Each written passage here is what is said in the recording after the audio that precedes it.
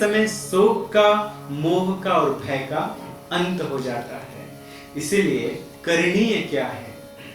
हर समय भगवान की कथा का श्रवण करना चाहिए, और जब भगवान की कथा सुन ली जाए तो फिर दूसरों को भी ये लाभ प्रदान करना चाहिए, दूसरों को भगवान के विषय में बतलाना चाहिए। तो इसे कहते हैं आदान प्रदान, कहना और सुनना। और भगवान वही पसंद करते हैं। भगवान बार बार कहते हैं जो मेरी कथा को सुनता है और कहता है वो निश्चित रूप से मुझे बहुत प्रिय है। बहुत लोगों ने रामायण की रचना की है, लेकिन जितने भी लोगों ने आज तक रामायण की रचना की है उन सब में अग्रगण्य कौन है? वाल्मीकि जी। वाल्मीकि जी अग्रगण्य है लिखने वालों में। और गाने वालों में अग्रगण्य कौन है? गाने वालों में अग्रगण्य है तुलसीदास जी, जिन्होंने अवधी भाषा में रामचरितमानस को गाया। कुछ समय पहले इस संसार में केवल श्री रामचंद्र जी की कथा को गाया जाता था चारों तरफ। श्री प्रभुपाद जी का एक प्रभाव है कि आज लोग कृष्ण चंद्र की कथा को भी जानते हैं। प्रभुपाद जी ने भागवतम का प्रचार किया, भगवत गीता का प्रचार किया, तो आज उनकी कथा को भी गाया जाता है। लेकिन पहले रामचरितमानस को ही घर घर में गाया जाता था।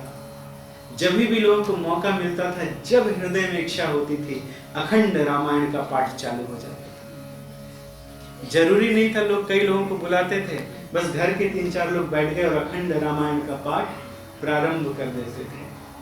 जब हम लोग छोटे छोटे थे तो हम लोगों ने गांव में देखा था कि पिताजी इत्यादि अपना कार्य समाप्त करके, अध्यापन का कार्य समाप्त करके घर आते थे और अचानक बैठे बैठे कुछ मित्रों के साथ इस प्रकार का वार्ता करते थे कि चलो रामायण शुरू करते हैं। हाँ चलो शुरू करते हैं पंडित जी।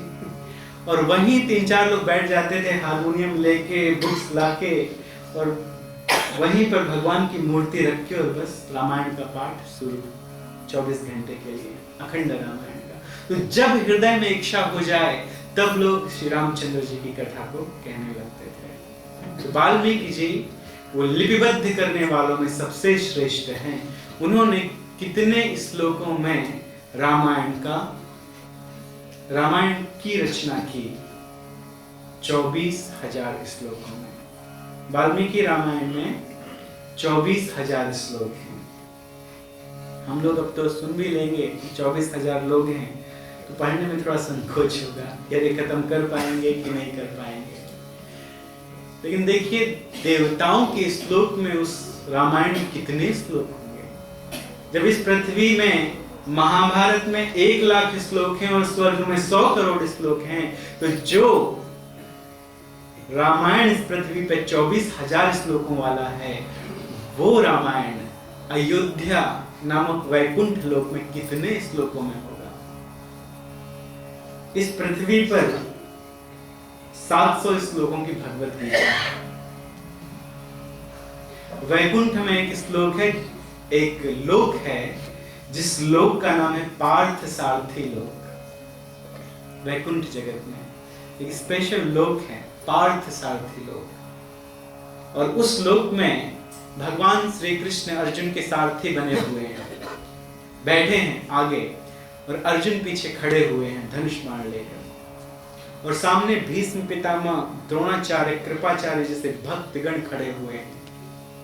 भगवान से द्वेष करने वाले दुर्योधन इत्यादि वहां नहीं है, लेकिन जो भक्त भगवान से प्रेम करते हैं, जिनके मन में भगवत गीता के प्रति अगाध श्रद्धा है, उन लोगों को पार्थ सारथी लोक में भेज दिया जाता है। और लगातार वहां पर कृष्ण चंद्र भगवत गीता का गायन कर रहे हैं। तो वहां पर इटर्नल भगवत गीता का गायन किया जा रहा है। 700 श्लोकों वाली भगवत गीता को बार बार नहीं कहा जा रहा, नए नए श्लोकों में भगवान बस कहते जा रहे हैं, कहते जा रहे हैं। और भगवत गीता में रमण करने वाले, आनंद लेने वाले भक्त हाथ जोड़कर सुन रहे हैं, अर्जुन के साथ में भगवत गीता का आस्वादन कर रहे हैं। तो जिन वाल्मीकि जी ने इस रामायण की रचना की है, इस रामायण की महिमा के क्रम में, ग्लोरिफिकेशन के क्रम में उनकी कथा को भी जान लेना आवश्यक है। इसे विधि है कि प्रथम दिन महात्म किया जाता है। यदि भागवतम की कथा हो तो भागवतम का महात्म किया जाता है। राम चरितमानस की, रामायण की कथा हो तो उसके महात्म का वर्णन किया जाता है। तो चलिए कुछ वाल्मीकि जी के बारे में सुनते हैं। यद्यपि आप लोगों ने सुना है, आप लोग जानते हैं, लेकिन इन महर्षियों की कथा को जितने बार सुना जाता है वो कल्याण करने वाली होती है, हृदय में भगवान के प्रति विश्वास को बढ़ाने वाली होती है। तो वाल्मीकि जी कौन है? कौन भगवान के विषय में लिख सकता है? कोई क्या साधारण व्यक्ति भगवान के विषय में लिख सकता है? व्यास देव जी ने श्रीमद् भागवतम के विषय में लिखा, वेदों की रचना की। व्यास देव जी कौन है? स्वयं भगवान के अवतार हैं, अंशा अवतार है। सुखदेव गोस्वामी जी ने भागवत की महिमा का गायन किया। सुखदेव गोस्वामी साक्षात नंद नंदन के अवतार। तो ऐसा एक पुराण में आया है जिस पुराण का नाम है विष्णु धर्मोत्तर पुराण। विष्णु धर्मोत्तर पुराण में कहा गया है स्वयं विष्णु वाल्मीकि जी के रूप में अवतरित होते हैं, रामचंद्र जी के गुणों की महिमा का बखान करने के लिए, रामायण की रचना के लिए। और कोई नहीं, स्वयं विष्णु प्रकट होते हैं। और सर्वप्रथम इस रामायण की व्याख्या किसने की से किसने गाया? लव कुश ने गाया, जो भगवान के पुत्र हैं, उन्होंने गाया। तो कोई साधारण व्यक्ति इन महिमा को कह भी नहीं सकता है, लिख भी नहीं सकता है, लेकिन सारे जगत को शिक्षा देने के लिए कि पापी से पापी व्यक्ति भी महर्षि के पद को प्राप्त कर सकता है, एक रत्नाकर नाम के डाकू थे। क्या विशेषता थी उनकी? वो घर के लोगों का पालन पोषण करते थे, लोगों को मार काट के उनका धन छीन कर लेकर आते थे, चोरी करते थे, डांका डालते थे। कोई ऐसे बुरे कर्म नहीं थे जो उन्होंने नहीं किए थे। तो वे एक बार सप्त ऋषियों को पकड़ लेते हैं। जंगल में सप्त ऋषि जा रहे थे, तो उन्होंने सप्त ऋषियों को पकड़ लिया और पकड़ने के बाद कहा जितना धन है अभी निकालो, और नहीं तो इस तलवार से तुम्हारी गर्दन काट देंगे। सप्त ऋषियों से इस प्रकार कहा। तो सप्त ऋषि कहते हैं देखो भाई, फकट चंद्र गिरिधारी, न लोटा न थाली। हम लोग तो फकट चंद्र हैं, हम लोग साधु हैं, हमारे पास कुछ नहीं है। तो रत्नाकर कहते हैं हम जानते हैं, झूठ मत बोलिए, हम जानते हैं कि आज के युग में सबसे ज्यादा धन नेताओं के पास है और ऋषियों के पास है, तो चुपचाप धन निकालिए। तो उन्होंने कहा देखो हम वैसे ऋषि नहीं हैं, हम उस प्रकार के ऋषि नहीं हैं, हम तो सही के ऋषि हैं, हम लोग सही में केवल भगवान की भक्ति करते हैं, हमारे पास कोई धन नहीं है, हमारे पास तो केवल ये भिक्षा पात्र है। तो उन्होंने कहा देखो ये सब बातें हमें समझ में नहीं आती हैं, अगर कोई मुझे धन नहीं देता है तो मैं उसका वध कर देता हूँ, ये मेरा नियम है। तो बांध के रखा और कहा जल्दी धन निकालिए, नहीं तो अभी आपका वध कर देंगे, अभी आपको मृत्यु लोक पहुंचा देंगे। साधुओं ने आपस में बातें की, डिस्कस किया कि इसे भगवत ज्ञान देना चाहिए, अगर इसे भगवत ज्ञान देंगे तभी ये हमें छोड़ेंगे, और नहीं तो सही में मार देंगे। तो वहां उन्होंने उनको ज्ञान देना प्रारंभ किया कि देखो रत्नाकर तुम ये किसके लिए करते हो? अरे किसके लिए करते हो? अपने परिवार के लिए करते हैं, ये हमारी रोजी रोटी है, अगर ये नहीं करेंगे तो परिवार के लोगों का भरण पोषण कैसे होगा?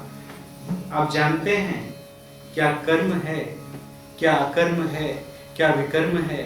यदि इस प्रकार के कर्म को करोगे तो ये तो विकर्म है, और इस प्रकार के कर्म को करने से आप सदा के लिए नरक में निवास करोगे, ये अच्छा कार्य नहीं है। अरे जिनके लिए आप ऐसा कर्म करते हो उनसे जाके पूछो क्या आपके इस दुष्कर्म का वो भाग लेंगे?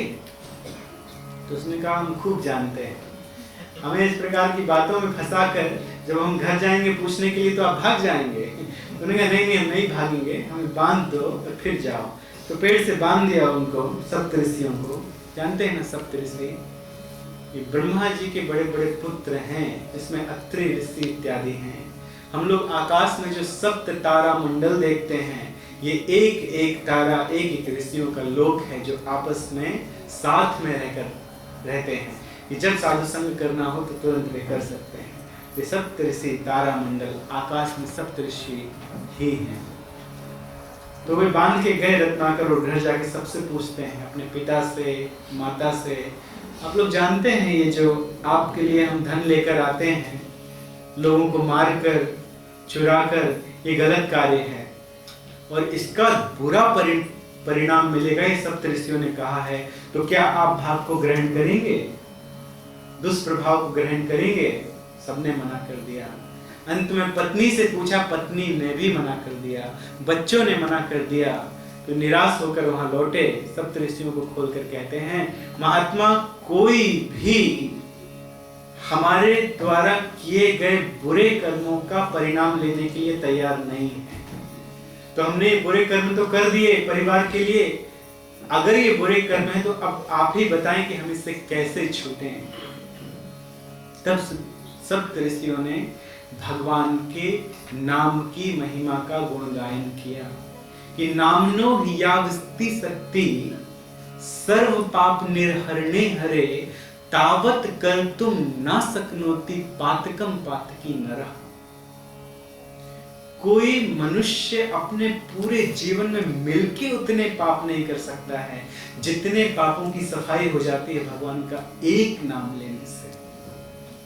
तो उन्होंने भगवान श्री रामचंद्र जी के नाम की महिमा का बखान किया कि आप राम राम कहिए, राम रामेति रामेति रमे रामे मनोरमे सहस्त्र नाम भिस्तुल्यम राम नाम वरानने। क्या नाम जपूं भगवान का? तो उन्होंने कहा आप राम कहिए। यदि 3 बार राम का नाम लिया जाता है तो सहस्त्र नाम भिस्तुल्यम राम नाम वरानने। आप लोग सहस्त्र नाम जप करते होंगे, विष्णु सहस्त्र नाम का जप करते होंगे। उसको जप करने में यदि अभ्यास है अच्छे से तो आपको 10 मिनट का समय लगेगा, लेकिन वही फल आपको राम राम राम 3 बार बोलने में मिल जाएगा, वही फल। तो उन्होंने कहा आप राम नाम का जप कीजिए। तो उन्होंने बोलने की कोशिश की, प्रयास किया, लेकिन उनके मुख से राम का नाम नहीं निकल रहा था। क्यों? उन्होंने तो जीवन भर पाप कर्म किए थे। ये पाप कर्म भगवान की तरफ लेकर आसानी से नहीं आते हैं। जितने भी लोग इस मंदिर में विराजमान हैं और ध्यान से भगवान के विषय में सुन रहे हैं, इसका अर्थ ये है कि आप लोगों ने सारे पुण्य कर्म कर लिए हैं, इसलिए भगवत कथा ने आपको आकर्षित किया है। अन्यथा भगवत कथा के विषय में श्रवण करना साधारण व्यक्तियों के, साधारण मनुष्यों के बस की बात नहीं है। तो रत्नाकर नाम के डाकू ने बोलने का प्रयास किया, लेकिन उसके मुख से शब्द नहीं निकले। सप्तऋषि बहुत विद्वान हैं, उन्होंने कहा तुमने जीवन भर क्या किया है? उन्होंने कहा हमने तो मारो मारो मरा मरा यही कहा है। अच्छा तुम वही कहो, जो तुमने किया है वही कहो। तो उन्होंने कहा ठीक है। सप्तऋषियों से मंत्र ले लिया, दीक्षा ले ली और वहीं बैठकर भगवान का नाम जप करने लगे। कहने लगे मरा मरा मरा। तो बहुत लंबे समय तक, लंबी अवधि तक मरा मरा कहने का फायदा क्या हुआ? उल्टा नाम जपत जग जाना, वाल्मीकि भय ब्रह्म समान। उल्टा नाम जप के मरा मरा मरा मरा मरा मरा। जब उनका मुख जिह्वा पवित्र हुई, हृदय पवित्र हुआ, तो मरा मरा उनके मुख से राम राम निकलने लगा। तो उल्टा नाम जपत जग जाना, वाल्मीकि भय ब्रह्म समाना। इतने लंबे समय तक वो भगवान के नाम का जप कर रहे थे कि उनके ऊपर चींटियों ने घर बना लिया। बड़े बड़े देवता उनका दर्शन करने के लिए आते थे और सोचते थे चींटियों के घर से इतना प्रकाश कैसे निकल रहा है। चींटियों ने उनके शरीर के चर्म को खा लिया था, केवल अंदर हड्डी बची थी, लेकिन फिर भी प्राण लटके थे उस हड्डी में। क्यों? भगवान के नाम के जप के प्रभाव से। और फिर भी वो राम राम राम दिव्य ध्वनि उस वाल्मीकि के अंदर से आ रही थी। चींटियों के घर को कहा जाता है वाल्मीकि। तो चींटियां जो घर बना लेती हैं उसे संस्कृत में वाल्मीकि कहा जाता है। नारद जी वहां पर आए तो नारद जी ने अपना पवित्र जल जो अपने कमंडलों में धारण करते हैं उस वाल्मीकि के ऊपर छिड़का, और वहां से फिर से रत्नाकर नाम के डाकू को एक दिव्य शरीर प्राप्त हो गया। और वहां पर नारद जी ने उन्हें दीक्षा प्रदान की, उन्हें दीक्षा दी और उनका नाम वाल्मीकि रख दिया। तो उल्टा नाम जपत जग जाना, वाल्मीकि भय ब्रह्म समान। यही वाल्मीकि एक बार भरद्वाज जैसे बड़े बड़े शिष्यों के साथ में गंगा नदी की ओर प्रस्थान कर रहे थे। गंगा नदी की ओर जा रहे थे दर्शन करने के लिए, आचमन करने के लिए, उसमें 3 बार डुबकी लगाने के लिए। पहले डाकू थे, भगवान का नाम लेके पवित्र हुए। नारद जी ने स्वयं आकर इनको दीक्षा दी। कौन नहीं चाहेगा ऐसा योग्य शिष्य जो ब्रह्मर्षि बन गए हैं। स्वयं रत्नाकर ब्रह्मर्षि बन गए थे और अब वो ब्रह्मर्षि दूसरों को दीक्षा देने लगे। तो भरद्वाज जी उनके शिष्य बने। भरद्वाज नाम के बहुत बड़े महान ऋषि हुए, वो भी उनके शिष्य हैं। तो ऐसे शिष्यों को साथ में लेकर वे जा रहे थे गंगा का सेवन करने के लिए। बीच में तमसा नदी पड़ी, बहुत सुंदर दृश्य था, चारों तरफ हरियाली थी, पक्षियों की आवाज आ रही थी और तमसा नदी का जल कल कल कल कल करके बह रहा था। वर्णन करने लगे भरद्वाज जी के साथ में कि देखो इस पवित्र नदी को, देखो इस पवित्र स्थान को, क्यों ना हम यहाँ भी रुक के स्नान करें, आचमन करें। और आगे बढ़ने लगे। तब तक वाल्मीकि जी ने देखा कि पास में क्रौंच पक्षी का एक जोड़ा प्रेम का व्यवहार कर रहा था। इस पक्षी के जोड़े में बहुत प्रेम होता है एक दूसरे के प्रति। तो एक पक्षी नर था, दूसरा पक्षी मादा था। दोनों प्रेम का व्यवहार कर रहे थे और इस व्यवहार को देखकर, उनकी प्रेम की आवाज को सुनकर वाल्मीकि जी प्रसन्न हो रहे थे और वे प्रवेश करना चाहते थे नदी के अंदर, तामस नदी के अंदर स्नान करने, तमसा नदी के अंदर स्नान करने के लिए। तब तक शर्र करके एक बाण आया और उसने क्रौंच के नर पक्षी की हत्या कर दी। वो बाण आकर नर पक्षी को लगा और वहीं पर नर पक्षी समाप्त हो गया।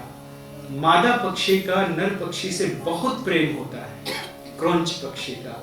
तो अपने पति को, अपने स्वामी को मरा हुआ देखकर जोर जोर से चिल्लाने लगी क्रौंच पक्षी और वहीं पर उसने विरह के कारण अपने प्राण त्याग दिए।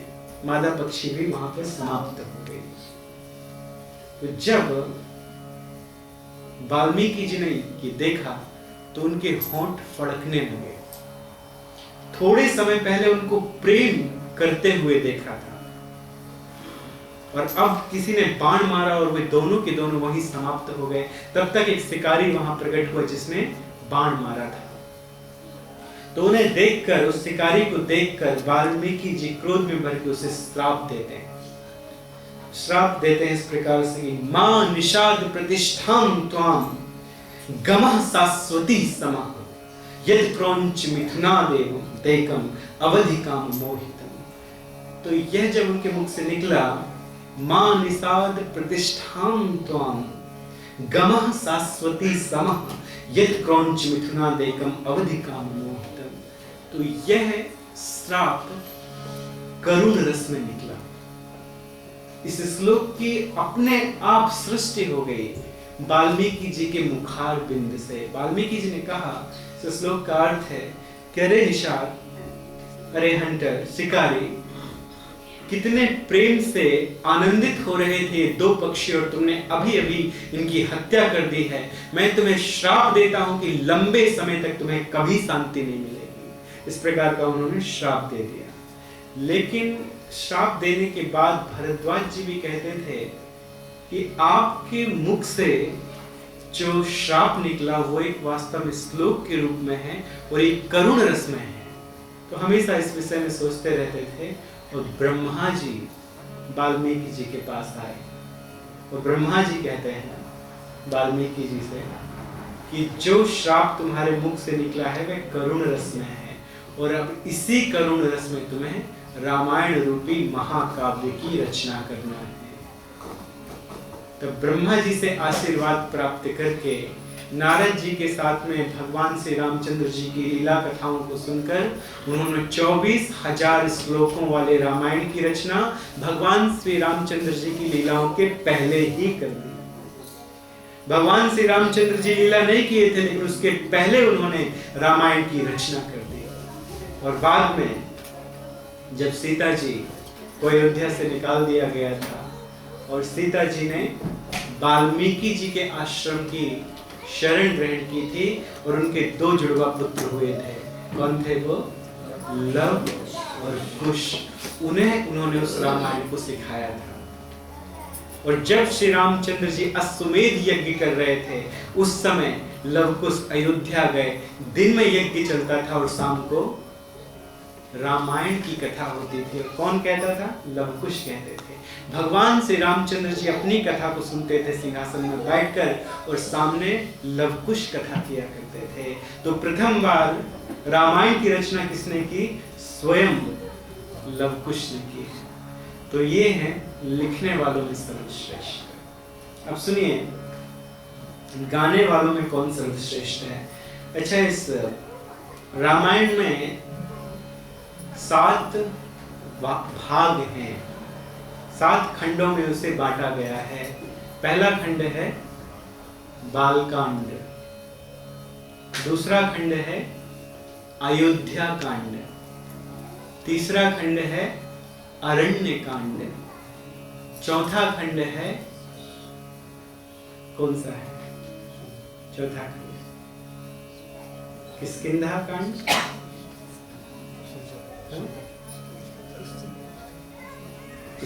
इसके बाद क्या है? किष्किंधा कांड ही है। इसके बाद सुंदर कांड, इसके बाद लंका कांड और इसके बाद अंत में उत्तर कांड है। तो इस प्रकार से 7 कांड में 7 खंडों में रामायण की रचना की गई है। तो अब तुलसीदास जी के विषय में सुनिए जो गाने वालों में सर्वश्रेष्ठ हैं। एक जगह यह लिखा गया है कि तुलसीदास जी कौन हैं? वाल्मीकि तुलसीदासः कलौ देवी भविष्यति रामचंद्रम कथामेतां भाषाबद्धां करिष्यति। स्वयं वाल्मीकि जी कलयुग में तुलसीदास जी के रूप में अवतरित होते हैं और जो अवधि भाषा में लोगों के मन को आकर्षित करते हैं श्री रामचरितमानस के रूप में श्री रामचंद्र जी की लीलाओं को गाकर।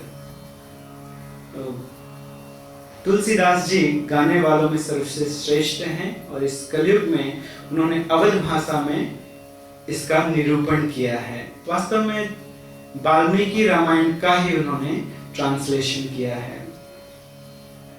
तो इनका जन्म हुआ तुलसी के गर्भ से। तो जब इनका जन्म हुआ तो 12 वर्ष तक 12 महीनों तक ये गर्भ में थे। 12 महीने के बाद गर्भ से निकले और 5 वर्ष के लगते थे। ऐसा लगता था कि ये 5 वर्ष के। जब इन्होंने जन्म लिया तो इनके मुख में पूरे 32 दांत थे। कोई बालक जन्म लेता है तो उसके मुख में दूध की दतुलियां भी नहीं होती, लेकिन तुलसीदास जी के मुख में जन्म से ही 32 दांत थे। ये तुलसीदास जी की महिमा है। और जैसे ही जन्म लिया, बालक जन्म लेते ही रोने लगता है, लेकिन तुलसीदास जी ने जन्म लेते ही राम कहा, राम शब्द का उच्चारण किया, इसलिए इनका नाम रख दिया गया राम बोला। तो बचपन में उन्हें राम बोला कहा जाता था।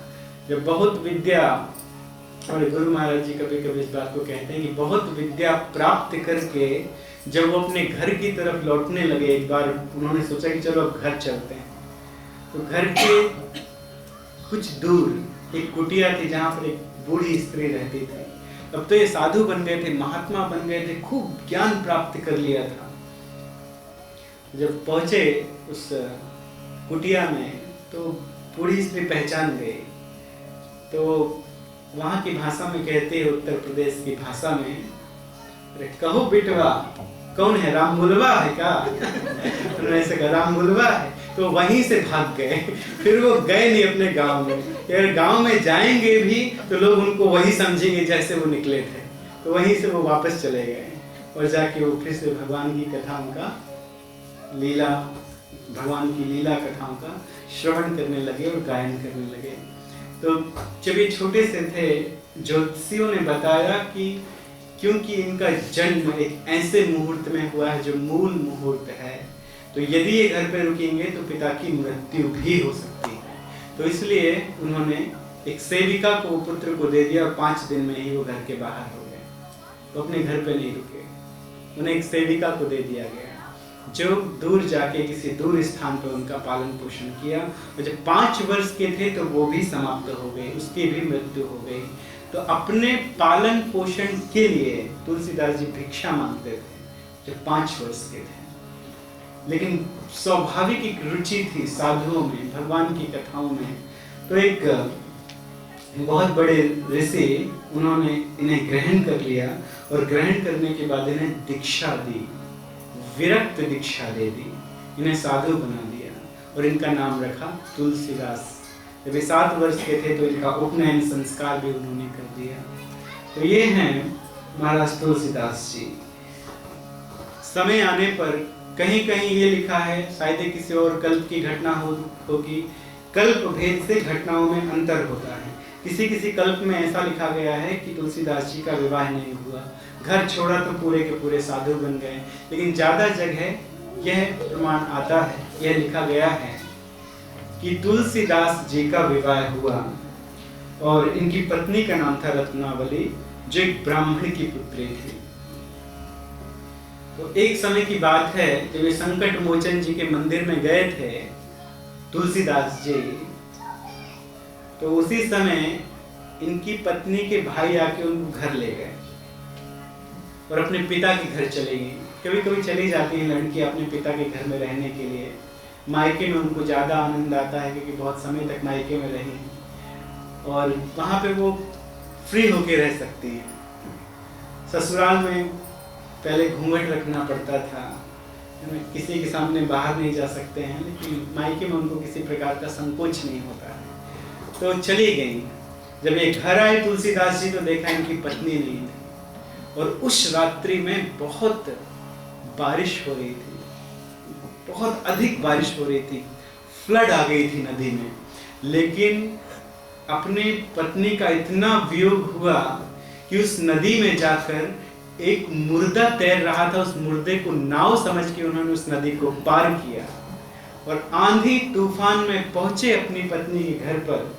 और पत्नी के घर पे जाकर देखा उन्होंने कि एक खिड़की से एक सांप लटक रहा था, लेकिन उनको सांप नहीं लगा, उनको लगा कि ये रस्सी है, मेरी पत्नी ने मेरे लिए रस्सी डाल के रखी है खिड़की से। तो सांप को रस्सी समझ के वो चढ़ गए और जाके अपनी पत्नी से मिले। तो उनकी पत्नी कहती हैं, हाड़ मांस की देह मन तापर जितनी प्रीति, तिसु आदि जो राम कृति, अवश्य मिटे भव भीति।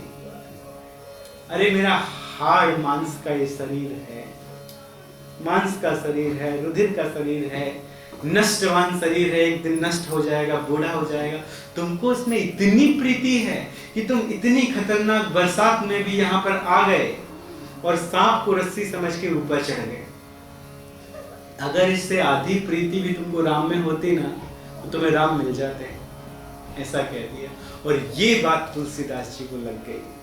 फिर तुलसीदास जी रुके नहीं, वहां से वो सीधे निकले और सीधे वाराणसी पहुंच गए, सीधे प्रयाग पहुंच गए। उन्होंने संन्यास ले लिया। उसके बाद फिर वो घर में गए, संन्यास ग्रहण कर लिया और वो साधु संग करके और अच्छे से शास्त्रों का अध्ययन करने लगे। भगवान श्री रामचंद्र जी की लीलाओं को ठीक ठीक से वो श्रवण इत्यादि करने लगे।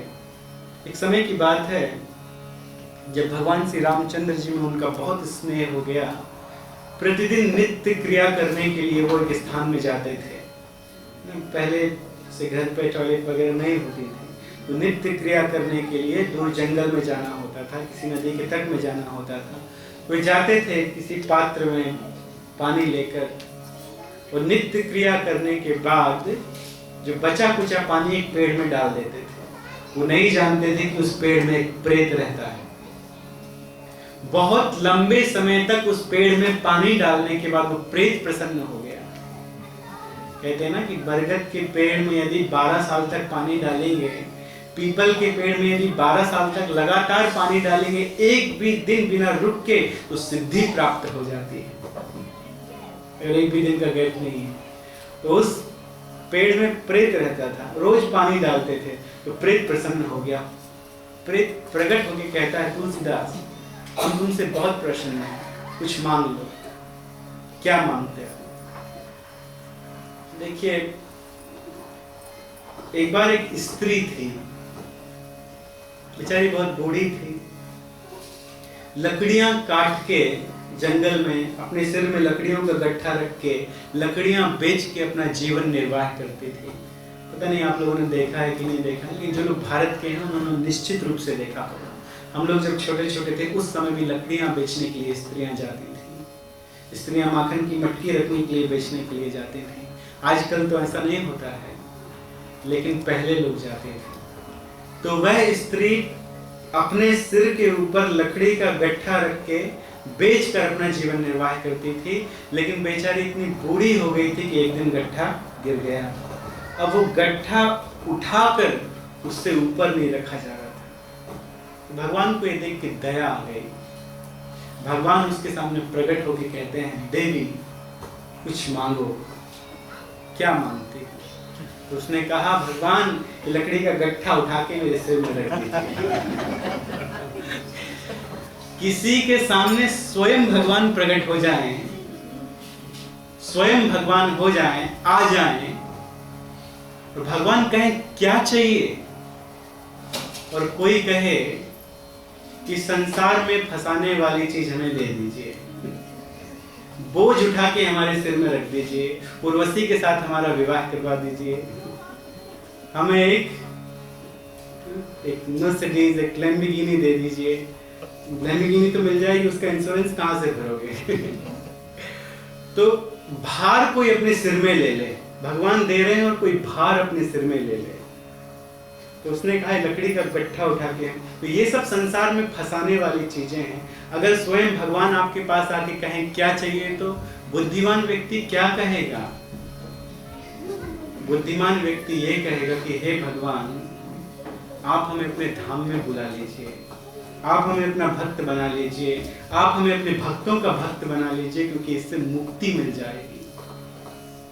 लेकिन और संसार की चीजें मांगा तो क्या फायदा? केवल फसावट होगी संसार में और कुछ नहीं। लकड़ी का गट्ठा उठा के सिर में रखना है। देखिए तुलसीदास जी क्या मांगते हैं। प्रेत देने के लिए तैयार है और प्रेत वहां पे सब कुछ दे सकता है।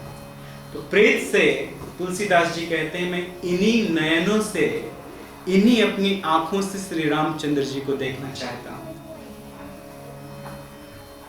प्रेत कहते हैं, ये मैं कैसे दूं? मैं प्रेत हूं और मैं कैसे भगवान का दर्शन कराऊं? अगर मुझे भगवान का दर्शन होता तो हम तो खुद तर जाते, पार हो जाते। लेकिन तुलसीदास जी ने बहुत दिमाग से मांगा। कभी कभी मनुष्यों को चाहिए कि वो दिमाग लगाकर मांगे। एक व्यक्ति था, उस व्यक्ति के पिता अंधे थे और उस घर में कोई संतान नहीं थी और बेचारे बहुत गरीब थे, बहुत गरीब थे। तपस्या की, तपस्या करके जब भगवान प्रसन्न हुए, भगवान ने कहा क्या चाहिए? कोई एक वर हम देंगे, एक वर मांग लो, लेकिन घर में खाने को नहीं है, कोई संतान नहीं और पिता माता अंधे हैं। क्या मांगे? एक वर उन्होंने मांगा, मेरे माता पिता सोने की चम्मच से सोने की थाली में अपने नाती पोतों को खिलाएं, हमें ये वरदान दीजिए। देखिए एक वरदान मांगा लेकिन सब कुछ मांग लिया। तो ऐसा दिमाग लगाना चाहिए कि एक वरदान मांगो और सब कुछ मिल जाए। तुलसीदास जी ने कहा कि इन नैनों से हमें राम का दर्शन हो जाए, बस राम का दर्शन हो जाएगा तो भवसागर वैसे ही समाप्त हो जाएगा। श्री रामचंद्र जी के चरणों का दर्शन हो जाए तो जीवन में और क्या बाकी रहेगा, क्या बाकी रहे। मनु महाराज ने, शत्रुपा ने कितने लंबे समय तक तपस्या की बिना कुछ खाए पिए। भगवान आए, भगवान ने कहा क्या दें, हमें आपके जैसा पुत्र प्राप्त हो जाए। भगवान कहते हैं मेरे जैसा तो कोई दूसरा है नहीं, मैं ही तुम्हारा पुत्र बन जाऊंगा, तो मुझे ही तुम्हारा पुत्र बनना पड़ेगा क्योंकि मेरे जैसा कोई दूसरा तो है नहीं। इसकी कुछ व्याख्या कल करेंगे। तो इस प्रकार जब तुलसीदास जी ने मांगा तो वो प्रेत कहता है कि देखो केवल भक्त ही भगवान को दे सकते हैं। इसलिए यदि बड़े बड़े भक्तों ने यदि कुछ मांगा है, अब कहीं भी देख लीजिए शास्त्र में जो बड़े बड़े भक्त हुए हैं, यदि वो कुछ वो मांगते हैं तो क्या मांगते हैं कि हे भगवान आप हमें अपने भक्तों का संग दीजिए, हे भगवान आप हमें भक्तों का भक्त बनाइए। भगवान की पूजा करते समय, पूजा करने के बाद, षोडश उपचार से पूजा करने के बाद क्या प्रार्थना की जाती है? क्या प्रार्थना करते हैं हम लोग? भगवान में धन दे दीजिए, भगवान में बंगला दे दीजिए, गाड़ी दे दीजिए, नहीं। ना हम विप्रो नाचा नरपतिर नापि वैश्यो न शूद्रो ना हम वर्णी नाचा गृहपतिर्नो वनस्तो यतिर्वा किंतु प्रद्यो निखिल परमानंद पूर्णामताब्धेर गोपिर भर्तु पद कमले दास दासान दासा। हे भगवान, हमें ब्राह्मण नहीं बनना है, हमें ब्राह्मण की पदवी नहीं चाहिए, क्षत्रिय की पदवी नहीं चाहिए, शूद्र वैश्य किसी की पदवी नहीं चाहिए, ना हमें ब्रह्मचारी बनना है, ना गृहस्थ, ना वानप्रस्थ, ना सन्यासी। क्या बनना है? गोपीर भर्तु पद कमले दास दासानुदा। गोपियों के भर्ता भगवान श्री कृष्ण के चरण कमलों की सेवा करने वाले भक्त का भक्त बनाइए, क्योंकि भगवान श्री कृष्ण ऐसा कहते हैं कि मुझे जो कहता है कि वो मेरा भक्त है वो मुझे प्रिय नहीं है, वो मुझे प्रिय नहीं है। कोई यदि ये कहता है कि मैं भगवान का भक्त हूं तो वो भगवान को प्रिय नहीं है। मद भक्ता नामपि चामे भक्ता तेमे भक्त परामता। जो मेरे भक्तों का भक्त है वास्तव में वो मेरा भक्त है, इस बात को भगवान कहते हैं। तो प्रेत कहते हैं भगवान का दर्शन कराना तो हमारे बस की बात नहीं है, लेकिन हम ये बता देते हैं कि हनुमान जी कहाँ मिलेंगे। अगर हनुमान जी के चरण पकड़ लोगे तो वो आपको राम के दर्शन करा देंगे, क्योंकि भगवान को दे सकता है तो कौन दे सकता है? भक्त दे सकते हैं। हनुमान जी जैसे परम भक्त दे सकते हैं। उन्होंने बताया आप जहां जाते हैं ना रोज भगवान की कथा सुनने के लिए, तो जो सबसे पहले आते हैं और जो सबसे अंत में जाते हैं वो हैं हनुमान जी। ध्यान रखना और उनके ही चरण पकड़ लेना। तुलसीदास जी उनके भी पहले पहुंच गए वहां और देख रहे थे कौन आ रहा है यहाँ पर। उन्होंने देखा कि एक व्यक्ति जो झुका हुआ था, ठीक से चलते नहीं बनता था, चादर वगैरह ओढ़ के आके चुपचाप बैठ गया पीछे। पूरी कथा सुनने के बाद जो अंत में गए, सबके जाने के बाद गए, सबसे पहले आए, वो जो अंत में जाने लगे, तुरंत तुलसीदास जी ने चरण पकड़ लिए। उनका अरे छोड़ो, कौन है कौन है, अरे मैं गरीब व्यक्ति हूँ, अछूत व्यक्ति हूँ, मुझे मत छुओ। लेकिन चरण जोर से पकड़ लिए, मैं जानता हूँ आप कौन हैं, आप हनुमान जी हैं, दर्शन दीजिए। तो चरण नहीं छोड़े तो हनुमान जी ने फिर दर्शन दिए और हनुमान जी ने उन्हें कहा कि आपको कल